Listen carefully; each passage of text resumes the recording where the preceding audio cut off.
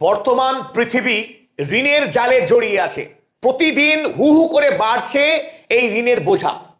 পৃথিবীর যে মোট 193টি রাষ্ট্র আছে, এই রাষ্ট্রগুলোর জাতীয় ঋণের মোট পরিমাণ 356 ট্রিলিয়ন মার্কিন ডলার, যেখানে এই রাষ্ট্রগুলো মিলিতভাবে মোট গ্লোবাল যে জিডিপি 115 ট্রিলিয়ন।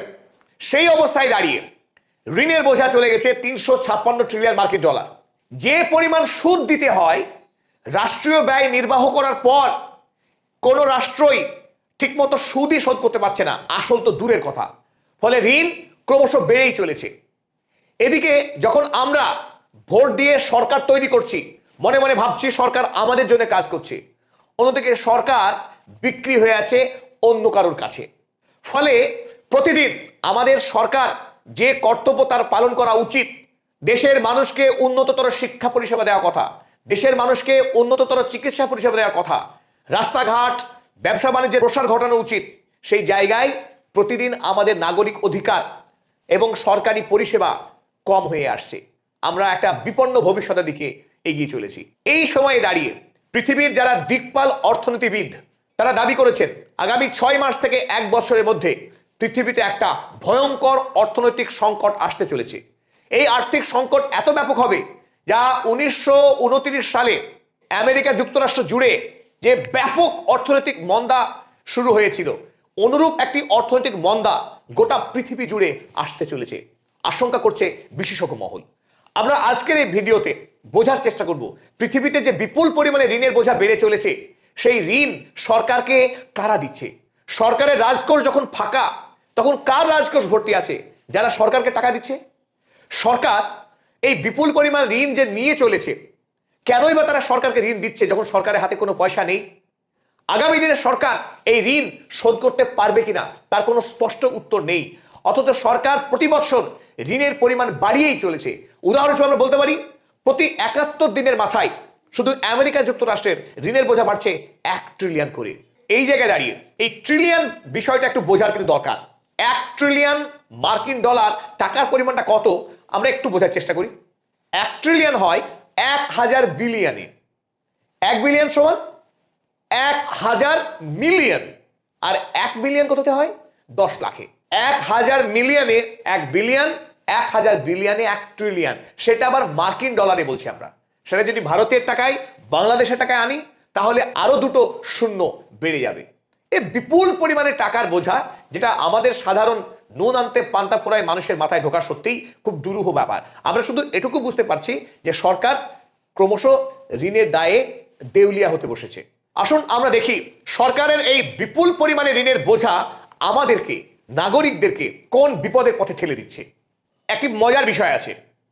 আমেরিকা যুক্তরাষ্ট্র, জার্মানি, ফ্রান্স, জাপান, যে দেশগুলোকে আমরা অনেক বিত্তশালী, ধনী বলে মনে করি, সেই রাষ্ট্রের তুলনায় বরং ভারতবর্ষ এবং বাংলাদেশের সরকার তুলনামূলকভাবে কম ঋণী, কম ঋণগ্রস্ত। আমেরিকাতে বর্তমানে ঋণের পরিমাণ 38 ট্রিলিয়ন মার্কিন ডলার। এই অবস্থায় একজন মার্কিন শিশু যখন জন্ম নিচ্ছে, তার মাথার উপরে চেপে থাকছে এই 1,09,423 মার্কিন ডলার। এর ভারতীয় টাকায় যদি আমরা বলি, তাহলে এটা গিয়ে দাঁড়াবে 1 কোটির উপরে। বাংলাদেশের টাকায় এটা গিয়ে দাঁড়াবে 1,35,00,000। তুলনামূলকভাবে ভারতবর্ষে এবং বাংলাদেশে এই ঋণের পরিমাণ তুলনামূলক অনেক কম।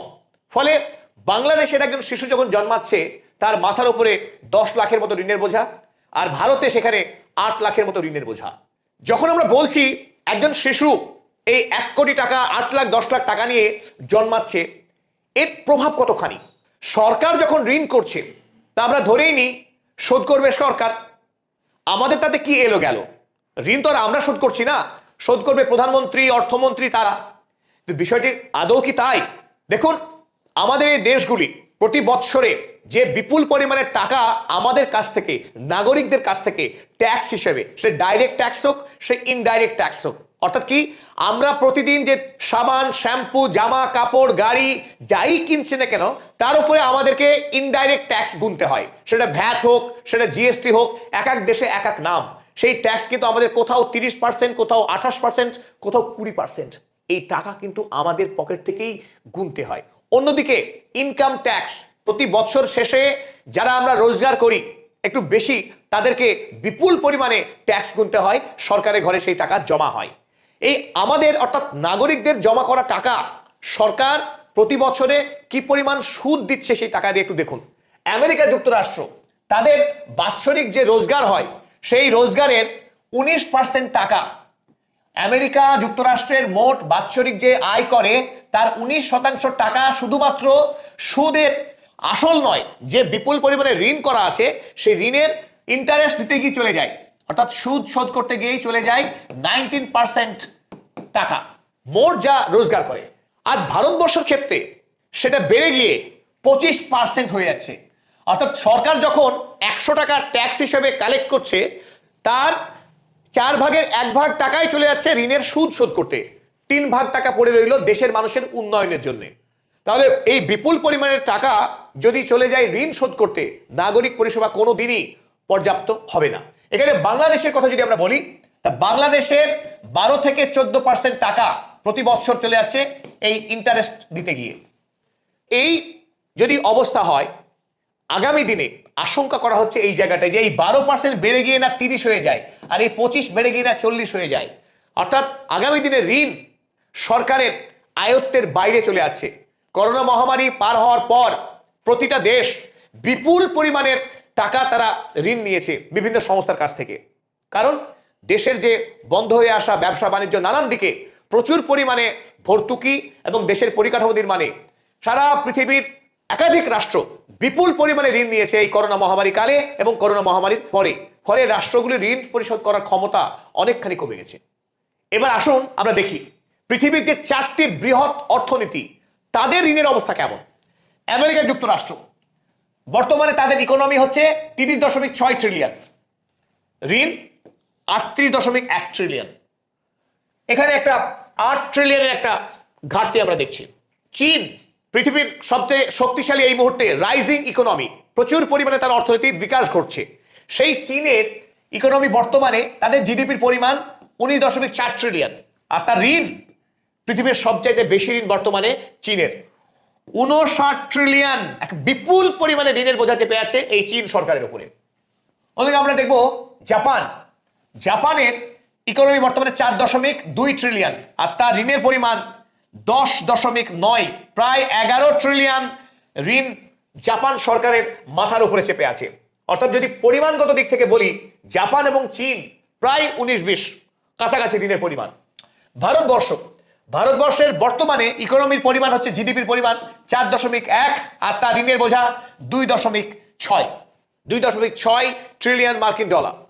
আমরা এখান থেকেই বুঝতে পারছি যে আমেরিকার মতো রাষ্ট্র, পৃথিবীর সবচাইতে ধনী রাষ্ট্র, সেই রাষ্ট্রের ঋণের পরিমাণ হু হু করে বেড়ে চলেছে। তার বর্তমান যদি আমরা সম্পদটাকে দেখি, যদি সরকার তার সমস্ত ঋণ শোধ করতে চায়, তারপরে সরকারের হাতে কত টাকা থাকবে? সরকারের হাতে থাকবে -21 ট্রিলিয়ন। এই -21 ট্রিলিয়ন থাকবে, অর্থাৎ সরকারের যে ক্যাপাসিটি, সমস্ত সম্পদ যদি বিক্রি করে দেওয়া হয় আমেরিকা যুক্তরাষ্ট্রের, তাতে ঋণ গিয়ে দাঁড়াবে 21 ট্রিলিয়ন। যে প্রশ্ন আমরা করেছিলাম যে সরকার যখন এই বিপুল পরিমাণে ঋণ নিচ্ছে, ঋণ দিচ্ছে কারা? তো 3 ভাবে এই ঋণগুলো এসে থাকে। প্রথম যে ঋণের পর্যায়, অর্থাৎ একটি দেশের যে রিজার্ভ ব্যাংক বা সেন্ট্রাল ব্যাংক, সেই ব্যাংক দেশের বিভিন্ন যে সংস্থাগুলো আছে, সে স্বাস্থ্য দপ্তর হতে পারে, শিক্ষা দপ্তর হতে পারে, পাবলিক ওয়ার্কস ডিপার্টমেন্ট হতে পারে, তাদেরকে পারস্পরিক ঋণ বিনিময় করে। সরকারের এই বিভিন্ন সংস্থাগুলো তারা নিজেদের মধ্যে যে ঋণ বিনিময় করে, বর্তমান পৃথিবীতে তার পরিমাণ 120 থেকে 150 ট্রিলিয়ন ডলার। অন্যদিকে দ্বিতীয় পর্যায়ের যে ঋণ, যেটা প্রায় 150 থেকে 180 ট্রিলিয়ন ডলার, বিভিন্ন অর্থনৈতিক যে প্রতিষ্ঠান রয়েছে, পৃথিবীর নামকরা বিরাট বিরাট যে অর্থনৈতিক সংস্থাগুলি আছে, তারা বিভিন্ন রাষ্ট্রকে বিপুল পরিমাণে ঋণ সরবরাহ করে। কখনো কখনো আবার ধনী যারা ব্যক্তি আছেন, যার কাছে বিপুল পরিমাণে অর্থ রয়েছে, তারাও সরকারকে ঋণ দান করে। সরকার সেগুলোকে বন্ড আকারে বিভিন্ন সময় বন্ড ইস্যু করে। এই বন্ড সম্পূর্ণ বিশ্বাসের উপর ভিত্তি করে গড়ে ওঠে। কেমন? একটি সরকারের বাৎসরিক যে রোজগার করে সরকার, তার উপরে ভিত্তি করে সেই দেশকে এই সংস্থাগুলো ঋণ দান করে, এবং ঋণের নিশ্চয়ই একটা বিপুল পরিমাণে সুদের শর্তেই এই ঋণ দান করে সরকারগুলিকে। পরবর্তীকালে এক্সটার্নাল বা ফরেন যে ডেট, এটা অত্যন্ত মারাত্মক যখন কোনো ধনী রাষ্ট্র অপেক্ষাকৃত গরিব রাষ্ট্রের পরিকাঠামো উন্নয়নে টাকা দেন, সেখানকার দেশের রাস্তাঘাট, স্কুল, কলেজ, হাসপাতাল নির্মাণ করতে সাহায্য করে, কখনো জাহাজ বন্দর, সেই রাষ্ট্র অর্থাৎ ধনী রাষ্ট্র যে গরিব রাষ্ট্রকে ঋণ দান করলো, পক্ষান্তরে সেই দেশের রাজনৈতিক সিদ্ধান্ত গ্রহণে এই ধনী রাষ্ট্র বিপুল পরিমাণে প্রভাব বিস্তার করে।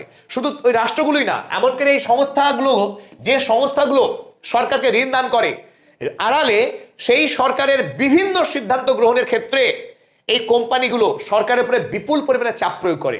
আসুন পরের স্লাইডে আমরা যাই, তাহলে আর একটু ভালোভাবে বুঝতে সহজ হবে আমাদের।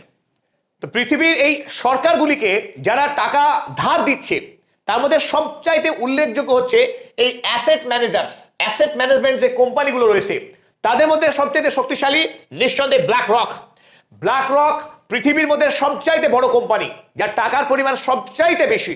সেটা অ্যামাজন নয় বা ইলন মাস্কের কোনো সংস্থা নয়, সবচাইতে টাকার পরিমাণ যে কোম্পানির বেশি তা হচ্ছে ব্ল্যাক রকের এই ল্যারি ফিঙ্ক ইনি ডোনাল্ড ট্রাম্পের চাইতে অনেক বেশি শক্তিশালী।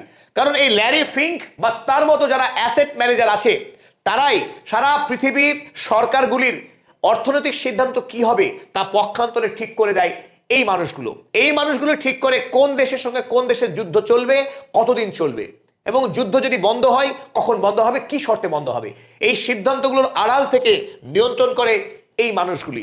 দ্বিতীয় বৃহত্তম যে সংস্থাগুলো যারা টাকা ধার দেয় বিভিন্ন রাষ্ট্রগুলোকে, তারা হলে বিভিন্ন কমার্শিয়াল এবং ইনভেস্টমেন্ট ব্যাংক। এর ক্ষেত্রে আমরা উল্লেখ করি জেপি মর্গানের কথা। আমেরিকার জেপি মর্গান পৃথিবীতে সবচাইতে পপুলার একটি সংস্থা, যারা আগে থেকেই বলে দিতে পারে আগামী দিনে সরকার কি সিদ্ধান্ত নেবে, কারণ সেই সিদ্ধান্ত নির্ভর করে এই মানুষগুলোর কাছে। তারাই ঠিক করে দেয় সরকার আগামী দিনে কি পদক্ষেপ নেবে এবং কোন পদক্ষেপ নেবে না। ব্যক্তিগত স্তরে আমরা ওয়ারেন বাফেট এবং ইলন মাস্ক এই সমস্ত ধনকুবেরদের নাম করতে পারি, যাদের কাছে আমেরিকার সরকার মাথা নত করে থাকে। তাদের কাছেই সরকার বিপুল পরিমাণে ঋণী।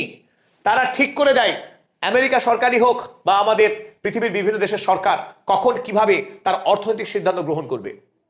সরকার